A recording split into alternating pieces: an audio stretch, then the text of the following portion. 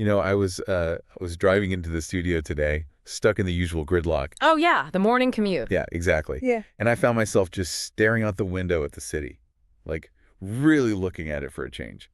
It's funny how we usually just tune it all out. We do. We completely ignore it 99% of the time. Yeah. You've got these massive glass towers downtown that look like they touch the clouds. Right. Then you hit the sprawling strip malls as you get into the suburbs, with the neon signs. And then the industrial parks out by the airport, those endless rows of loading docks. It is the backdrop of our lives. We just assume it's there, like trees in a forest. Exactly. Yeah. It just feels like scenery. It's just static. Right, static. Yeah. Like it was placed there by a giant hand and just stays that way forever. Yeah. But then I started reading through the research packet we have for today's deep dive. It's a hefty one. It is massive. This comprehensive guide on commercial real estate mechanics. And I realized I've been looking at it all wrong. It's not static at all. Not even a little bit. It's this living, breathing, high-stakes game of chess. That is the perfect way to describe it, a high-stakes game. Because every single building you see out there, from the giant skyscraper to the little corner dry cleaner, is the result of a really complex mathematical equation. Someone actually sat down and ran the numbers on all of it. Oh, absolutely. Someone, somewhere, calculated the risk, analyzed the dirt, studied the traffic flow, and made a bet with millions of dollars. That's exactly what we're doing today. We are taking you on a deep dive into the hidden mechanics of commercial office and retail properties. It's a fascinating world once you look under the hood. It really is. And I have to be honest, before I read this guide, I thought real estate was just buy a building, find a tenant, collect the check, maybe fix a leaky faucet now and then. If only it were that simple. That is basically the monopoly version of real estate. Right. You land on Boardwalk, put up a hotel, and you win. Exactly. But the reality, as our sources highlight, is a complete minefield. A total minefield. We're talking about navigating things like absorption rates, decoding natural vacancy, and avoiding the terrifying material latent defect. Okay, that last one, material latent defect. It sounds like a terminal medical condition. It's worse. I'm sorry, you've been diagnosed with a material latent defect. It is a financial condition that can completely bankrupt you. It's the kind of thing that keeps developers awake at night in a cold sweat. Well, our mission today is to decode all of that jargon for you. We're going to figure out how the pros decide where to put their millions. And why that one storefront in your neighborhood has been empty for 3 years. Yes. And how they decide which shops go into a mall. Plus, we're going to uncover why your favorite coffee shop is located exactly where it is. Spoiler alert for everyone listening, it's not an accident. It is geometry and psychology. So let's jump right into the heartbeat of this whole system, the market itself. Because the source material makes a really interesting point right off the bat. About the cycle. Yeah. The commercial office market isn't just a straight line going up forever. It has a specific cyclic pattern. Right. It breathes.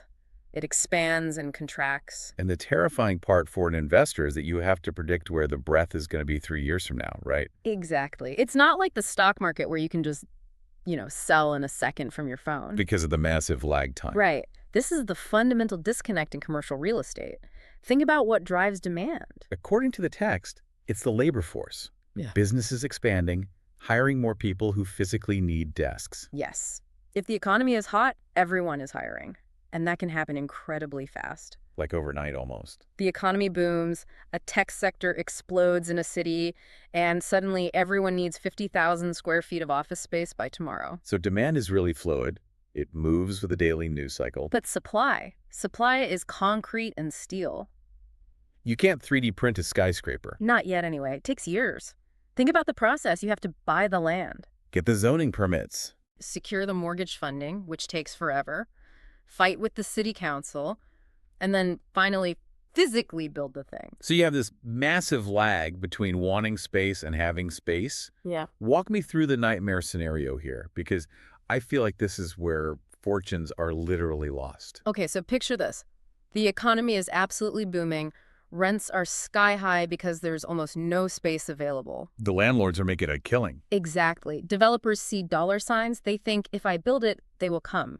So they all rush to start building office towers at the exact same time. So you look around the city and you've got cranes everywhere, giant holes in the ground, foundations being poured. But it takes 3 or 4 years to finish those buildings. Right. By the time those shiny new towers actually open their doors, Maybe the economy has cooled off. Or we've hit a recession. Or a pandemic happened and everyone is working from home. So all this demand just evaporates right as the massive wave of supply finally hits the market? Precisely. And that is how you get a bust. That is the cycle. You have oversupply, rents crash to the floor, developers go bankrupt, and construction completely stops. And then it just sits there. Until, slowly, the demand catches up again, space gets scarce, rents go back up, and the whole crazy thing starts over again. It's like steering a giant oil tanker. You turn the wheel, but the ship doesn't actually move for 2 miles. That is the perfect analogy. And the sources also list several external influences that push and pull the ship around. Beyond just the economy. Right. Obviously, economic growth is number one, but there are artificial levers too, like government incentives. You mean like when a city says to a company, hey, we'll give you a tax break if you build your new headquarters here? Yes, that completely distorts the natural cycle. How so? It artificially pumps up supply because it lowers the financial risk for the developers. They might build in a place that the market wouldn't naturally support yet just to grab that tax credit. Ah, I see. But on the flip side, you have constraints, right? Like zoning provisions. Huge constraints. If the city council suddenly says, you can't build higher than 4 stories in this specific district, the potential supply is capped instantly. Just by the stroke of a pen. Exactly. Or if they tighten up environmental regulations, it slows down construction. So it's a constant tug of war between what the free market wants and what the physical and legal reality actually allows. That's why to win at this game, you can't just go by gut feel. You can't just look out the window, see some traffic, and say, well, it looks busy today. Right. You need a dashboard. You need the hard data. You need what the industry calls key indicators. Okay, let's unpack these indicators for you listening. Because the guide lists a few, but the one that seems to be the holy grail of metrics, the one that kept popping up over and over in the text, is absorption rate. It sounds like a sponge, doesn't it? That's exactly what I pictured, a giant sponge soaking up office workers. It's actually a really decent analogy. Absorption is simply the speed at which the market soaks up available space over a specific time, like a month or a year. So if you have 1 million square feet of empty office space in a city, and tenants lease 100,000 square feet this month. That 100,000 is your absorption. It tells you the velocity of the market. Okay, simple enough. High absorption is good. It means people are moving in. Generally, yes. But our sources make a really critical distinction here between just absorption and net absorption. And this is where the amateurs get fooled. Big time. What's the difference? So gross absorption just looks at the new leases signed. A broker will say, hey, look, we lease 50,000 square feet, champagne for everyone. Sounds great on paper. But net absorption asks the darker question. Okay, sure, we leased 50,000, but how much space did we lose? I get it. So if I lease 50,000 square feet to a new startup, but a big tech company across the street goes bankrupt and vacates 70,000 square feet. Then your net absorption is negative 20,000. The market actually shrank. The sponge didn't soak anything up. It actually got squeezed out. Exactly. There's more empty space today than there was yesterday, even though you signed a big new lease. That is a huge difference. If you just looked at the new leases headline in the paper, you'd think the market was booming. Exactly. Positive net absorption means the market is genuinely growing. Demand is outpacing supply. And negative means the market is contracting. Tenants are leaving faster than they are arriving. If you're a serious investor, you never ever look at the gross number. You only care about the net. That's the truth serum. And I assume this net absorption feeds directly into how much landlords can charge for rent. It does. But even with rent, the guide warns us to be really specific with our terms. Are we talking rent rate or net rent rate? I feel like net is the magic word today. In business, net is always the magic word. Gross rent is what the tenant writes on the check every month. The big number. Right. But net rent is what the landlord actually gets to keep. It's the rent paid after you subtract property taxes, maintenance, and operating costs. They keep the lights on money. Exactly. Right. Let's say I charge you $50 a square foot.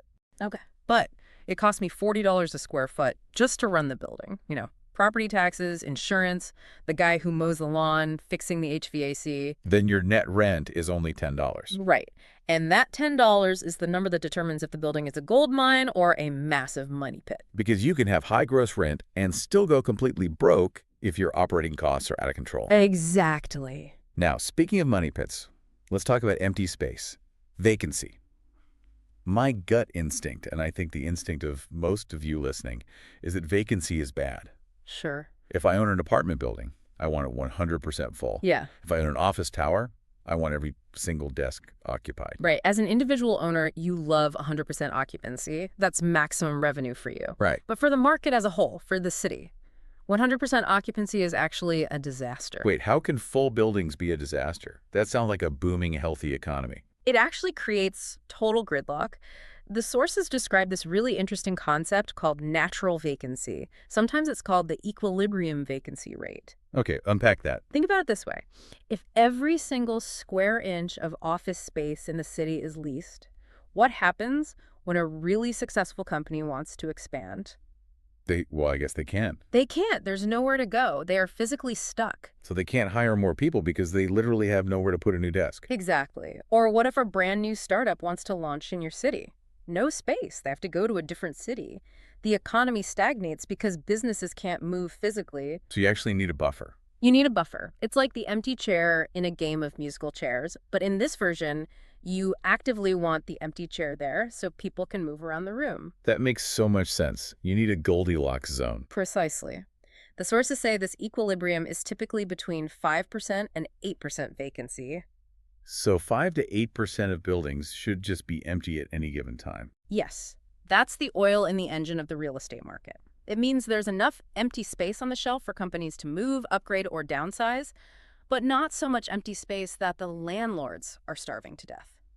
And this 5 to 8% range basically dictates who has the power in the negotiation, right? 100%. It's a giant lever. If vacancy drops below equilibrium, say it goes down to 2%, who is the king? The landlord. They can just say, I have the only empty room in town, pay me whatever I want. Exactly. Rents skyrocket. Landlords demand 10-year leases, no concessions. You pay for your own renovations. But if vacancy drifts up, say, above the equilibrium to 12% or 15%, Then the tenant is king. please take my office. I'll give you 3 months free rent and I'll renovate the whole lobby for you. Exactly. So when you see a for lease sign in a window, don't just see an empty room, see it as a data point in that power struggle. That is such a cool way to look at it. If there are too many of those signs, tenants are winning. If there are none, landlords are winning. Okay, so we've got the pulse of the market now. We understand the timing, the absorption, the vacancy. Now I want to zoom in on the actual map. Because one thing the source material really emphasizes is that the market is kind of a myth. Oh, it is way too broad of a term. You can't just say the Chicago market or the London market. That tells you absolutely nothing useful. Because it's broken down into submarkets. Right. A city isn't one big homogeneous thing. It is really just a collection of little islands or pockets, and they are defined by geography and socioeconomics. Like physical barriers. Yeah. A highway, a river, or even a really large park can act like an invisible border wall between submarkets. And they behave totally differently from each other. Completely differently. Yeah. Take an industrial office park out near the airport. What's the value proposition there? Well, cheap rent, tons of parking, big wide floor plates, easy access for delivery trucks. Exactly. And who goes there? Logistics companies, massive call centers, back-end corporate operations. Right, versus the downtown financial district. Where you have incredible prestige, walkability, high-speed fiber internet built into the street, and proximity to the courts and the big banks. But you have almost zero parking and astronomical rent. Right. Those are two completely different species of real estate. Investors have to analyze them separately because they attract totally different tenants and they perform differently during economic cycles. Oh, I see. So a recession might absolutely kill the downtown market, but barely even touch the industrial market out near the airport. Exactly. Or vice versa. Think about gas prices. If gas prices triple, the suburban office park might suffer because the commute gets too expensive for the worker. Well, the downtown transit-connected office stays full because people just take the subway. Precisely. You always have to look at the submarket level. Let's shift gears a bit here to retail. Huh. Because while office space feels very logical, very spreadsheets and efficiency retail feels entirely psychological. No, retail is pure psychology. It is the science of manipulation. It's all about understanding human desire and human laziness. The text talks a lot about retail mix. And this isn't just throwing random shops into a strip mall, is it? You don't just put a sign up and take whoever calls first. Far from it. If you own a shopping center, you are curating an ecosystem. An ecosystem. Yes. The goal, according to the text, is to create a safe and comfortable shopping environment. But even more than that, You want synergy between the stores. Synergy how? Like they help each other out. Exactly. You want the stores to feed off each other's foot traffic. Yeah. You don't put a loud, gritty dive bar right next to a high-end children's math tutoring center. Right, that mix is completely wrong. Parents won't feel comfortable dropping their kids off. Exactly. And the text actually mentions that commercial tenant leases often have specific clauses about this. Wait, really? The lease can tell the landlord they have the right to change the mix. Yes. A landlord might reserve the legal right to expand, reduce, or relocate stores just to keep the mix fresh and synergistic. That is wild. If the plaza is dying because it's full of outdated businesses, say, you have a video rental store and a typewriter repair shop taking up prime space? The landlord needs the power to shake things up to save the whole center. That's intense. So if I'm a tenant paying my rent on time, I might still get pushed out just because I don't fit the vibe anymore. It happens because it's about the survival of the center as a whole, and this leads right into market positioning. Okay, what is the identity of this plaza? Right. Is it a luxury destination? Is it a discount value hub? Is it a daily needs center with a grocery store and a pharmacy? And why does that specific label matter so much? Because of the little guys, the smaller stores. The source makes a really fascinating point here. Small, non-anchor tenants completely rely on that overall positioning to survive. Right, because nobody drives across town specifically to go to Bob's generic dollar store. Exactly.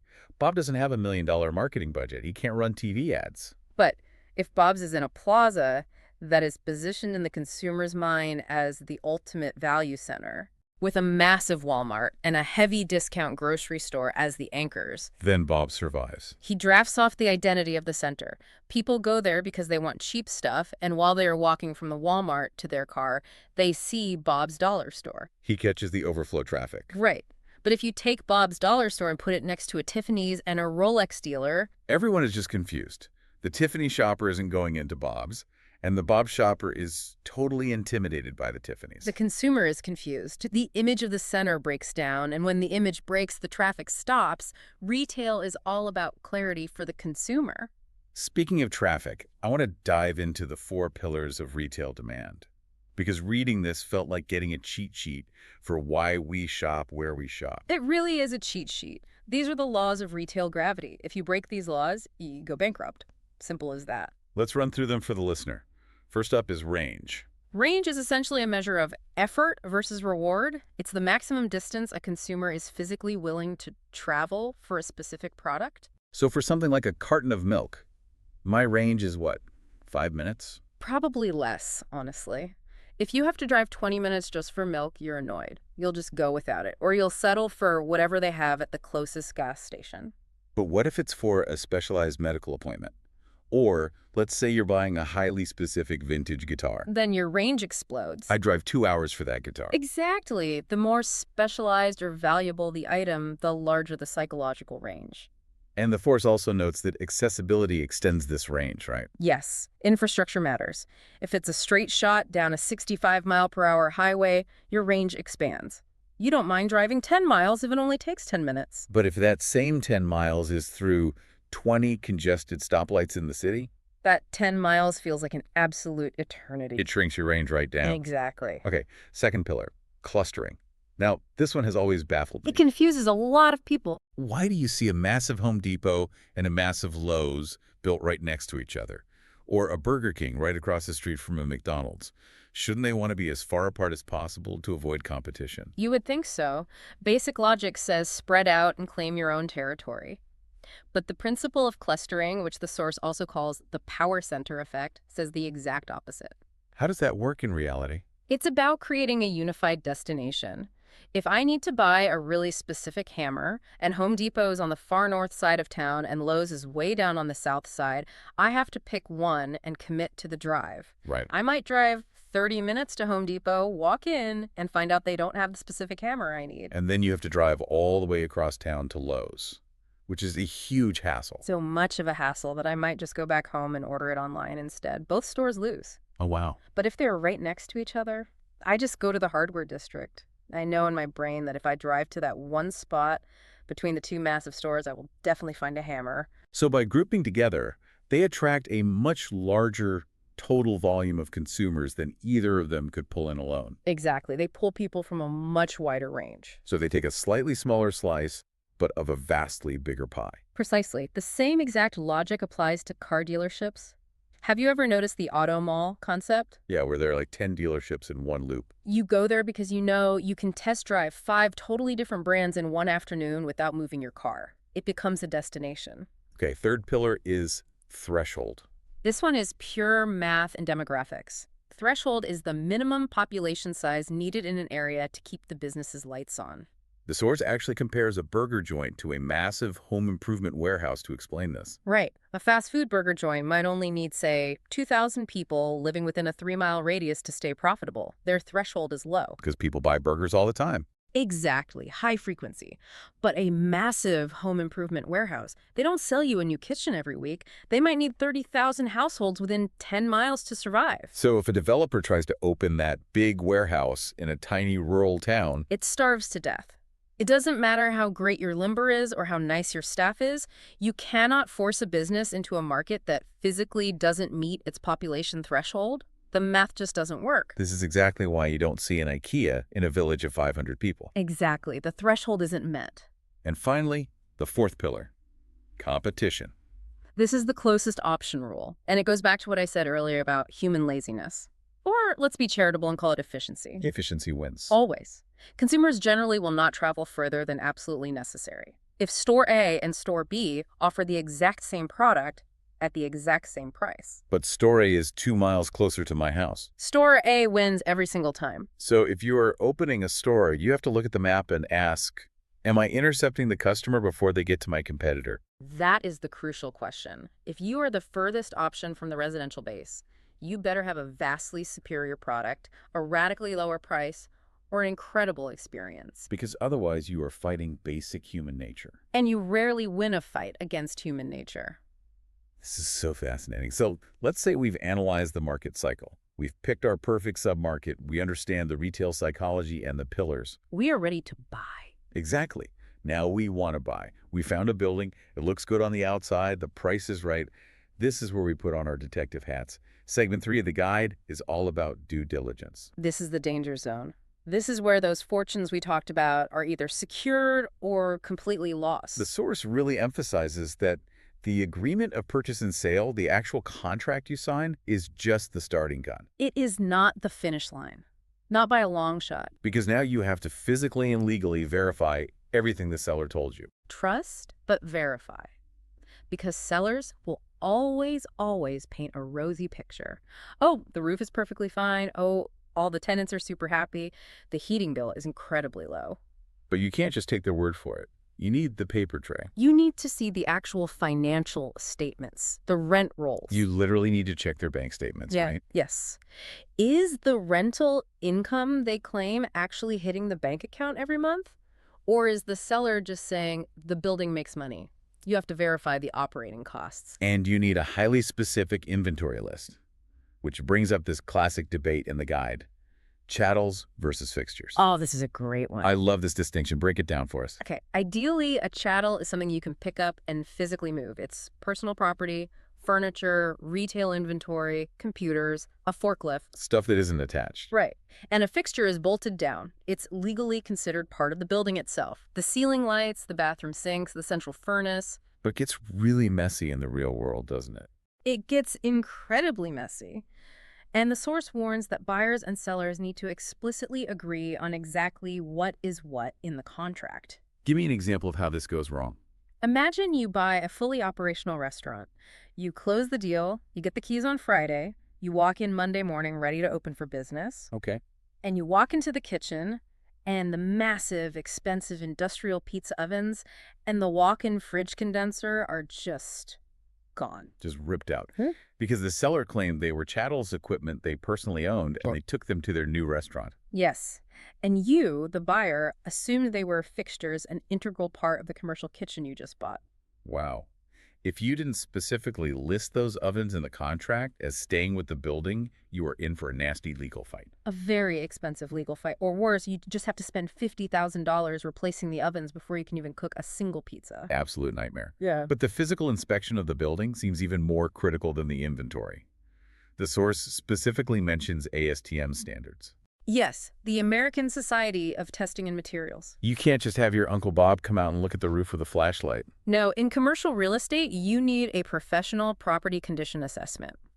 The report generally follows those strict ASTM standards to identify structural deficiencies. And deferred maintenance, which is really just a polite industry term for neglect, isn't it? It absolutely is. It's the current owner deciding not to fix the HVAC unit for the last 5 years because they knew they were going to put the building on the market. So they just let it slowly die to save money. Right. And you, the buyer, need to know that before you sign the final papers, so you can deduct the cost of a new HVAC from the purchase price. And then there's the really scary one, the ESA. The environmental site assessment. This is apparently non-negotiable in commercial real estate. You have to know if the soil under the building is contaminated. You do. But why is that such a massive deal breaker? If the dirt is dirty, can't we just pave a parking lot over it and ignore it? Absolutely not, because of liability laws. Let's say you buy a really nice, profitable retail plaza. Okay. But 30 years ago, long before the plaza was built, there was a gas station on that exact corner. And the underground fuel tanks leaked into the soil. And nobody ever bothered to clean it up properly. Right. If you buy that land today, you legally become the owner of that historical pollution. In many jurisdictions, the government cleanup order becomes your personal problem. Even though I didn't spill the gas. Doesn't matter. You own the dirt. You own the problem. We are talking about millions of dollars to dig up and remediate toxic soil. You might have to demolish the retail plaza you just bought just to get excavators to the dirt. Easily. You could buy a property for $1 million and inherit a $5 million government cleanup bill. That is terrifying. That's why banks often won't even give you a mortgage without a clean Phase 1 ESA. They don't want that toxic risk on their books either. Okay, this leads us perfectly to the broader topic of defects in general. The source material breaks this down into a legal hierarchy that I found really helpful to understand. It's crucial. You have patent, latent, and material latent. We'll start with the basic one, patent defects. Patent defects are obvious flaws that are clearly visible to the naked eye. A shattered window, a giant water stain in the middle of the carpet, a missing door handle, a huge hole in the drywall. Stuff you can't miss if you just walk through the room. And the legal rule there is buyer beware, right? Correct. Caveat emptor.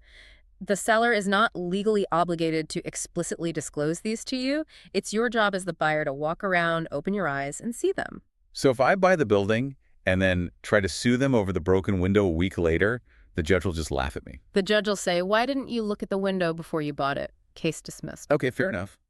What about the next step up, a latent defect? A latent defect is a hidden flaw, something that is not reasonably visible on a standard inspection.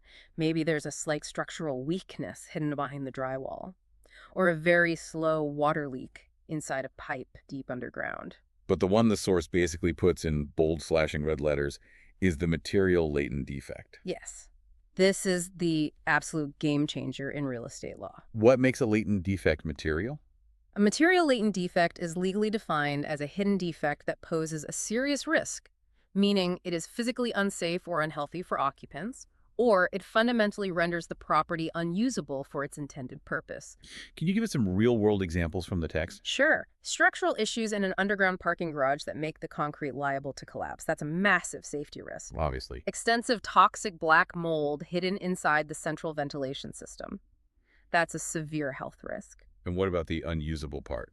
Well, specifically for office properties, let's say the network cabling buried deep inside the walls is totally obsolete and physically cannot support modern fiber optic internet. Oh, wow. And replacing it would require completely gutting the entire building to the studs. That would render an office building functionally unusable for a modern tech company. It fails its intended purpose. And the disclosure rule here is totally different from the broken window. Completely different. Sellers and their real estate agents absolutely must disclose these if they know about them.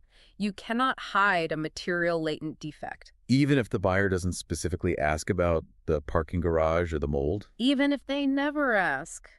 Even if the contract says they are buying the building as is, you cannot legally contract your way out of fraud or life safety. Wow. If you know the parking garage is about to collapse on people's cars and you sell it without saying a word, you are opening yourself up to massive, crippling lawsuits. So if an agent finds out their seller is lying, The source strongly advises agents that if a seller refuses to disclose a known material latent defect, the agent should basically walk away from the listing immediately or tell the seller to consult a lawyer right then and there. You just cannot play games with safety. that is a really powerful protection for the buyer. But I guess the tricky part is you have to prove in court that the seller actually knew about the hidden mold, right? That is the trick, yes. Proving prior knowledge is hard, but generally, these strict disclosure laws are there to stop bad actors from offloading dangerous, toxic assets onto unsuspecting buyers. So we've thoroughly vetted the building, we've checked the dirt, we've checked the walls. Now let's look at the person actually writing the massive check. The source divides the buying world into two distinct camps, investors and users. Two very, very different mindsets. They can look at the exact same building on the exact same street and see two entirely different things. The investor's totally focused on the spreadsheet, right? ROI, tax sheltering, leverage. They might buy the building and never actually set foot inside it. Correct. To an investor, the building is essentially just a giant bond that you have to paint occasionally. They want yield. They care deeply about the creditworthiness of the current tenants and how many years are left on the leases. But use The user is an actual business owner. They need a physical place to operate their company. They are focused on utility above all else. Does this warehouse physically fit my delivery trucks? Does this office layout work for my marketing team? Exactly. Does it have enough power for my assembly line? The source outlines a really interesting decision matrix for these buyers. It involves balancing needs, risk, and return. Let's start with needs. Under needs, a user has to ask a really tough foundational question before they even look at a property.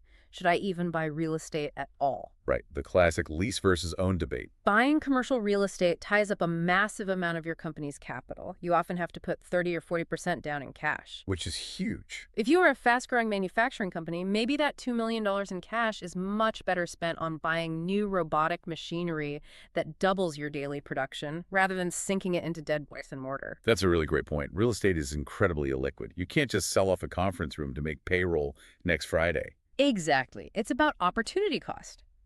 Then, if you decide to buy, you look at return. Will owning this building actually reduce my monthly operating expenses compared to just paying rent to a landlord? Sometimes the math works out, sometimes it really doesn't. Right. And finally, the big one, risk.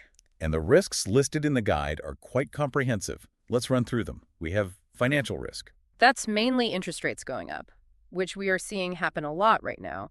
If your variable rate commercial mortgage jumps up 2%, your entire profit margin for the year can just vanish. Then there's market risk, which we touched on with vacancy rates shifting. Right.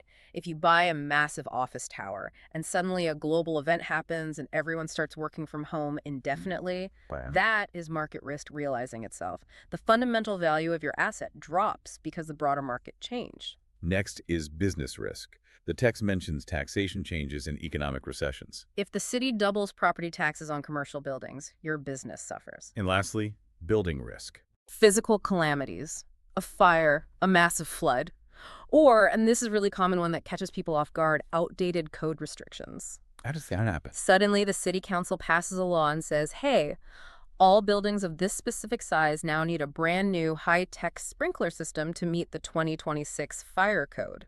And I'm guessing that's not cheap. It can cost hundreds of thousands of dollars to retrofit. That is building risk. You own the bricks, so you own the expensive problems. The source does mention a specific resource that buyers can use to help navigate all these risks. Economic development offices. Oh, yes. Now, I always just assumed these were sleepy government bureaucrats, but they actually sound incredibly helpful. They are an incredible resource that almost no one uses enough. These are local municipal offices dedicated entirely to growing the local economy. They actively want you to buy in their town. They want you to build. They want you to create jobs. So what do they actually provide to a buyer? Data. Hard, expensive data, usually for free. They have incredibly detailed stats on zoning, current vacancy rates in every submarket, and future municipal development plans. So they can give you a heads up on things? Yes, they can tell you, hey, privately, Don't buy that building on Elm Street. The city is planning to rip up that entire road for sewer construction for the next 2 straight years. Your customers won't be able to park. Wow. That single piece of intel literally saves you from bankruptcy. It absolutely does. They can also help guide your development application through the complex municipal permitting process. They act as your inside man at City Hall. If you're a user looking to set up a factory or an office, you should definitely call them first. Which brings us to our final segment of the deep dive today, site selection, the final checklist. We are finally picking the dirt. We've done the math, we've checked the legal liabilities, now we are looking at the actual physical location. And it all starts with zoning. You have to check the permitted uses for that specific parcel of land. Right, because you might find the perfect building. It has beautiful exposed brick, great foot traffic, a reasonable price. But if it's strictly zoned for light industrial and you want to open a retail, bakery, and cafe, you might be totally out of luck. The city will shut you down on day one. But can't you just apply to get it rezoned? People do that, right? You can certainly try, but it takes an immense amount of time, a lot of money to pay specialized lawyers, and you have to go through messy public hearings where neighbors can complain. Sounds exhausting. And there is zero guarantee of success. Never buy a property based purely on the hope of getting it rezoned unless you have incredibly deep pockets and a lot of patience. Okay, after zoning comes services. You have to check if it actually has municipal water, gas, and electricity connected. And these days, fiber optics. Is that really a deal breaker now? You'd be shocked how many rural or edge-of-town commercial sites lack high-speed internet infrastructure. That is a total deal breaker for almost any modern office tenant. If you can't get reliable fiber, you physically can't work. Let's break down the really specific location drivers for office versus retail sites. Because the perfect site looks drastically different depending on what exactly you are trying to build. Completely different paradigms. For offices, the number one driver is access. It has to be incredibly easy for employees and clients to get there every single morning. And appearance. The source lists appearance as a major factor. The image of the building. If you are a high-end corporate law firm charging clients $800 an hour, you simply cannot be located in a building with a cracked sidewalk, a flickering fluorescent lobby light, and a faint smell of mildew in the elevator. The building has to aesthetically justify your high fees. Exactly. It's a core part of your brand identity. The text also emphasizes client parking and public transit as massive office drivers. In a dense urban core, public transit availability is arguably the single biggest desirability factor for office workers. If your building isn't within walking distance of a subway station or a major bus hub, your pool of potential employees shrinks drastically. Because people absolutely hate a difficult commute. They despise it. If you make it hard or expensive for them to get to their desk, they just won't come work for you. They'll go to a competitor with a better location. Now, compare that office checklist to the retail drivers. Retail is a totally different beast. Here, traffic counts are absolute king. You need to know the exact volume of vehicle and pedestrian traffic passing by the front door every day. You need eyeballs. And the source makes a really smart note here. Traffic is heavily influenced by road patterns and the location of the parking lot entrances. Right. Being on a road with 50,000 cars a day is great in theory. But if there's a massive concrete median in the middle of the road so cars physically can't turn left into your parking lot. Half that traffic is completely useless to you. Exactly. They can see your sign, but they can't actually get to your front door without driving a mile down the road to make a U-turn. You need seamless access points. Demographics is listed again here as a major retail driver. Income levels, shopping behaviors. You have to match the store's price point to the neighborhood's wallet. You don't put a high-end organic Whole Foods in a working-class industrial zone. And you don't put a deep discount dollar shop in the most expensive, exclusive zip code in the city. You have to know who lives within a 5-mile radius. And finally, location strategy. The source used a phrase for this that really stuck with me.